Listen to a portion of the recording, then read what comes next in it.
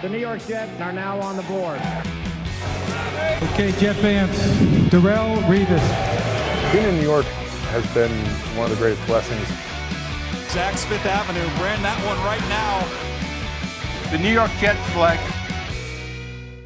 Welcome to another episode of the NFL's Draft Preview. I'm Eric Allen, joined by the Athletics' Dane Brugler. Let's go to page 227 and talk about cornerbacks. Let's start with Cincinnati's Mohamed Gardner, Dane. The confidence level that he plays with is tremendous. There's a lot to like about just what he put on film and the fact that teams didn't go after him. And that kind of made it difficult at first when you're evaluating him because you didn't see a lot of those one-on-one matchups. You didn't see him go up against some of these top-tier receivers. And so it's a little bit of a slow burn. And then by the time you get through all of his tape, you're like, okay, well, what's not to like about this guy? So, he's a little long-legged, and there are times where he'll get out of control a little bit. But, I mean, we're nitpicking at that point. Mohamed Gardner, one of the better players in this draft and a guy you can forecast coming into your locker room, immediately making an impact. I was talking to someone that it trains with Mohamed Gardner, and he was saying how, there's a couple corners all together working out, and the cornerback room was very quiet. They're just doing their workouts, things like that.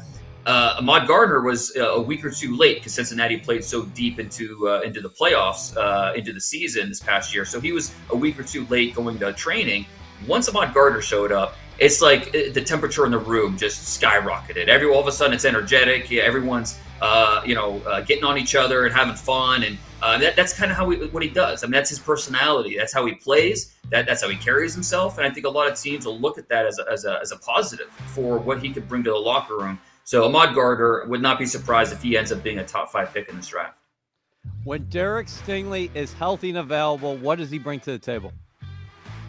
Yeah, I mean, we could go back to that freshman All-American season he had in 2019, and I mean, he was lights out. We talked about how teams stayed away from Sauce Gardner, went towards the other side. Well, that's how it was in 2019. Teams stayed away from one side. They went after the freshman, and all Derek Stingley did was answer in a big way and put himself on the NFL map. He had over 20 passes defended that year, 6 interceptions.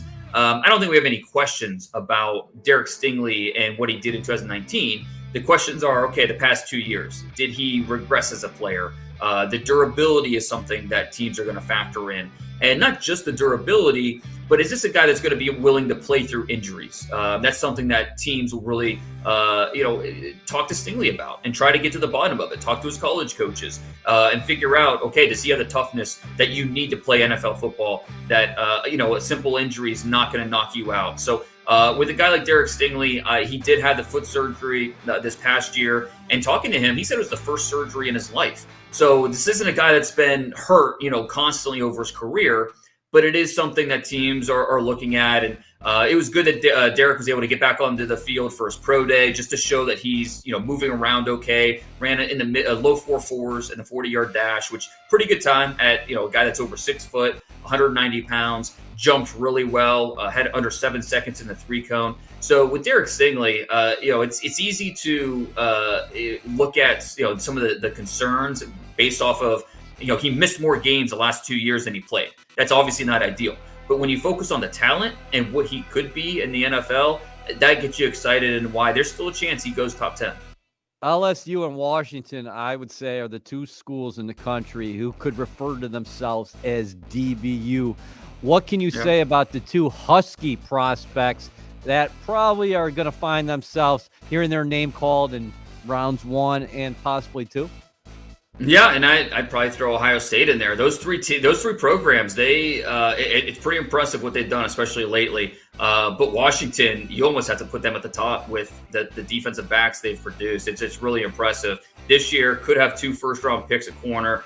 Trent McDuffie is one of my favorite players in this draft. He's actually my number 2 corner behind Sauce, and it really stems from just how bright he is as a coverage player. Talking to Trent, and going through coverages with him and hearing him break down every responsibility of every single player on the defense, how he communicates, how he, based off of tells on the offense, how that's going to change things. How, okay, this receiver's in motion. Okay, well, all of a sudden I'm going from, this cover 3 look to press man look, and all these different things. So Trent's intelligence, I think, is something that really sets him apart, really impressed me. Also tested well. Another guy, low 4.4s in the 40-yard dash. The jumps were great. Not the biggest guy, and that's the biggest knock on him.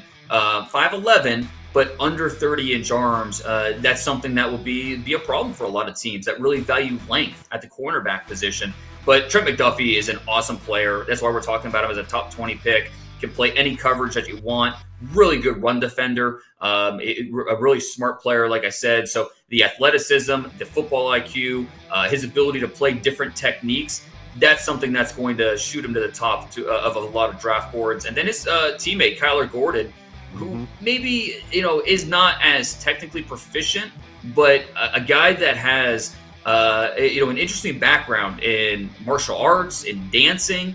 It really kind of developed his athleticism at a young age, and it shows. He had a 3-cone that was 6.67, which is a remarkable. Anything under 7 seconds is outstanding. If you're getting under 6.7, that is a remarkable time. He also had under 4 seconds in a short shuttle, which is terrific. He's still kind of blossoming at the position in terms of his awareness, in terms of his instincts. But you feel like you're maybe buying low on Kyler Gordon and thinking, okay, the guy that he's going to turn into throughout his rookie contract is what gets us excited. And that's why Gordon, late 1, early 2, probably where he comes off the board. Good stuff, Dane. We'll catch up with you next week. All right, looking forward to it. Thanks, Eric.